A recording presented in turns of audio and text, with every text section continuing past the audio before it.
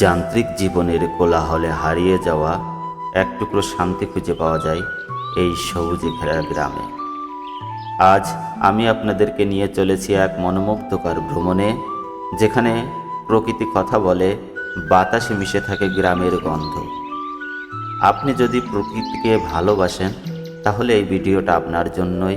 আশা করি সম্পূর্ণ ভিডিওটা আমাদের সাথেই দেখবেন, কারণ এমন সুন্দর বাংলাদেশের দৃশ্য হয়তো আপনি সবসময় দেখেন না।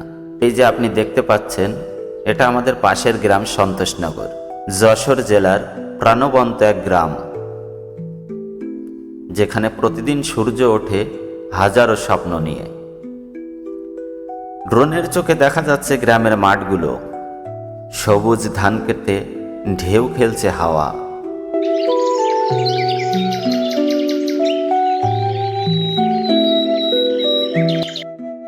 ভিডিওটিতে এখন আপনারা যেটা দেখতে পাচ্ছেন, এটা হচ্ছে সন্তোষনগর সরকারি প্রাথমিক বিদ্যালয়। বিদ্যালয়টি দেখতে অনেক সুন্দর।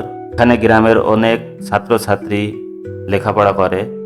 এই রাস্তা ধরে প্রতিদিন হেঁটে যায় স্কুল পড়ুয়া শিশুরা, চাষিরা আসে বাজারে, আর সন্ধ্যায় দল বেঁধে খেলতে নামে গ্রামের তরুণেরা। ভিডিওটিতে যেটা এখন দেখছেন, এই টাওয়ারটা এলাকার একটা পরিচিত স্থান। এখান থেকে আশপাশের কয়েক কিলোমিটার পর্যন্ত দেখা যায়।